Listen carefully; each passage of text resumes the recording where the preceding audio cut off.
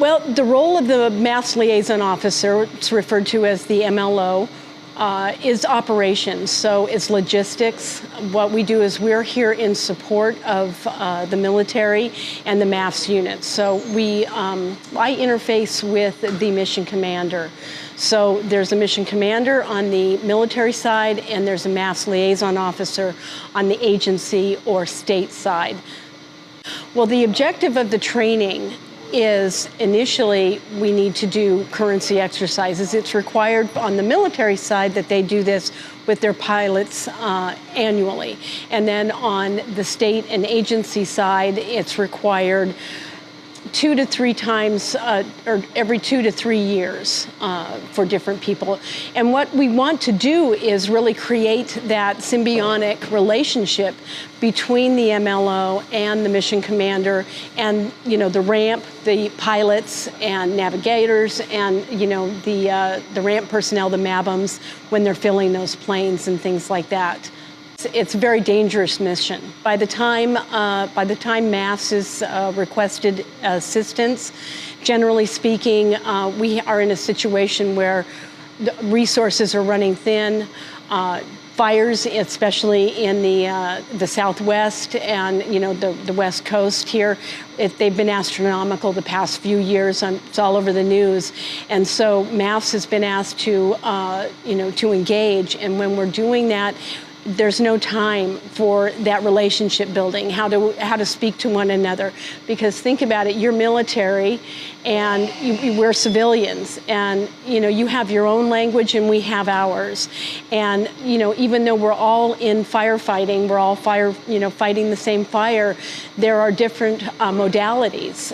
We have people on the ground, and then of course you've got people in the air. For me, for this year's training, I am actually here. I am the MAFFS Liaison Officer trainee. So I have been with the MAFFS program for 15 years, and when I joined, I didn't have any firefighter experience. I didn't have any military background, so it took me a while to learn how to work with the military, some of the language, and how to work with fire and how that works. So what I'm hoping to get out of this experience is to, really improve on those skill sets. Once you've been around for quite a while, I'm very familiar with how things work. However, when you're making those decisions, some of those decisions, they don't pop up all the time. And I'm really hoping that I can engage more with my executive leadership so that I have the opportunity to come back out and fulfill this role during an activation. It's real exciting, to see the planes and the pilot and the retardant, and that's the money shot. That's fabulous. But there is a lot of work that goes into behind the scenes, the operation, the logistics, the finance, pulling all of these people together, lodging, getting them here and things like that. So the mobilization, and I think it's not nearly as exciting as watching that retardant drop. Or we're not the heroes, in that cockpit, but without these people that are behind the scenes, managing and fulfilling all of these other ancillary slots, in support of this mission, this wouldn't happen. So I really want to emphasize how important that is.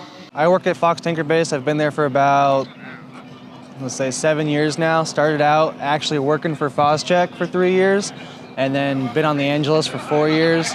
Overall duties are just loading tankers, primarily working on the ramp or in the timekeeper box, but overall just tanker base operations, qualified manager, so I can do a bit of it all for right now. Day-to-day basis, during operations, making sure the ramp is clear of FOD, making sure the tankers, air support, lead planes, air attacks are all situated and ready to go, maintaining or delegating morning briefings, get that going for the morning, and overall just seeing what the fire needs and what our operation will look like. Out here for MAFFS, we're out here parking tankers, or parking the MAFFS, loading MAFFS, working with the air compressor. That's something new I haven't had to do yet, but overall just being ground support for them so they can get their training and we can get our training, and overall having a good day. Got a chance to work with the MAFFS guys, got a chance to work with BLM, Forest Service is here as well, CAL FIRE. Overall, the interaction has been seamless. It seems like we've all been trained pretty well and we just mesh right away. Everyone knows what they're doing and knows and plugs their way in and where they need to be, and so far it's been pretty good. Definitely having this training and already kind of getting a baseline on how the operation goes now. So in the future, just getting that integration will be that much easier and that much more cohesive. Oh yeah, definitely get on board. Definitely try and sign up on the list and get out here. It's good training and good exposure. Even if you're at bases that don't take MAFFS, you never know. You might go to a base that can, and it's just that much better, that much more training to be prepared, and yeah, really good. Our interactions with other units have been good. Whenever someone needs something, super easy to go walk over to either Wyoming or California, ask for a tool or maybe another hand to help out.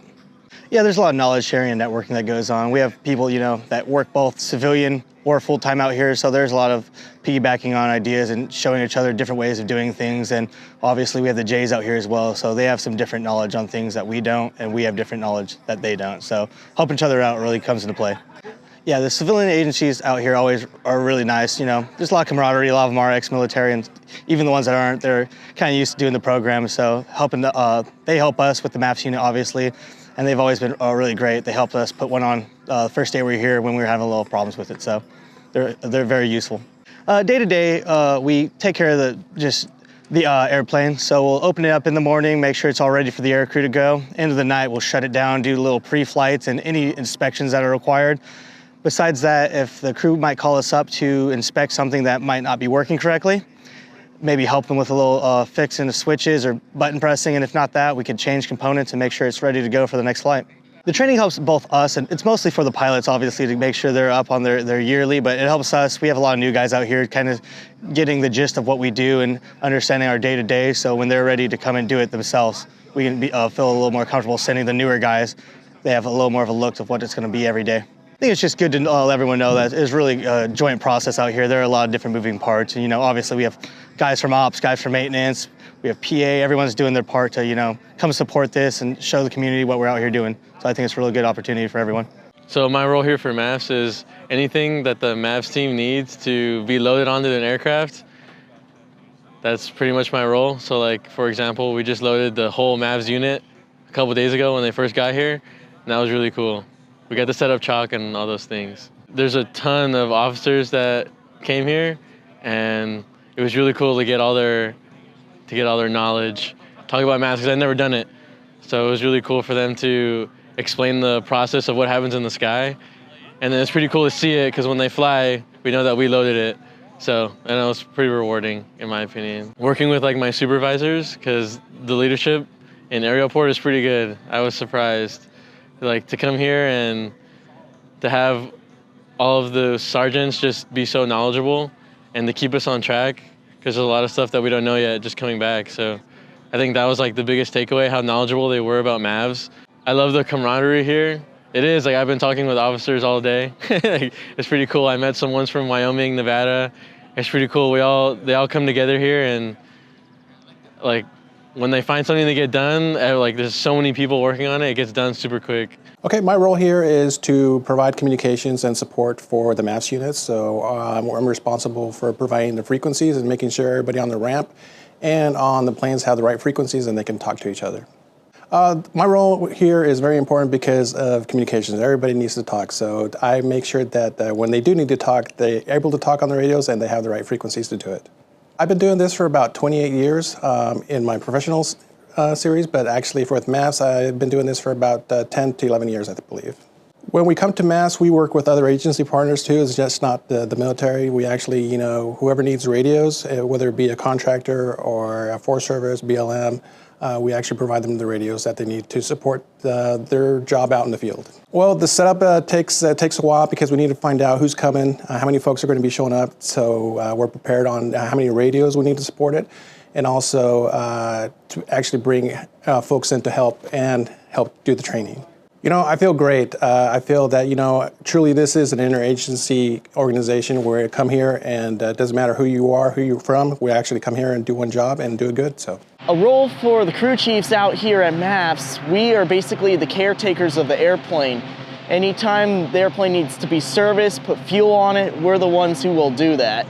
My role as a crew chief for the MAFFS mission, basically we are the maintainers of the aircraft. Once ops comes back from their missions, we'll put fuel on them and also service the aircraft and just do general inspections, make sure the airplane's good to go for the next day. We'll stay late if we have to, get everything done, make sure the aircraft is perfect and ready to fly. This is my first MAFFS mission. I'm very new out here, but I got the opportunity to come up as a new person and get to see, I guess, just something that's high-paced, having to go, stay long hours and work really hard. But overall, I'd say the experience has been really good. I've been learning a lot. I love it out here. Yes, the other units that we've been working with have been very helpful. The camaraderie's there. One big thing we've been doing is trading patches around. So one of the Wyoming guys, they said, oh, the high roller patch looked cool. And so I said, all right, we'll swap. And so I guess I'll add this to the wall when I get back. One big takeaway was expecting anything to happen. There was a night where an aircraft came back and there was a unforeseen hydraulic issue that we had to tackle, and we ended up having to work with the hydro shop together and get that soldered, so the next day the airplane was good to go. The experience with working with another unit was definitely very great for us. It shows that we can always trust on others, who aren't even in your unit, to help us out. If we needed a question or help with something, they could always come and help us, and vice versa. Well, right now we're learning how to operate the MAFFS units and how to work with the military folks to their standard. So basically meshing what we do together. They're out here, it's basically a drill for them, but for us it's for initial training. How to work the MAFFS unit, everything from the compressor, how to park the aircraft, the way they operate.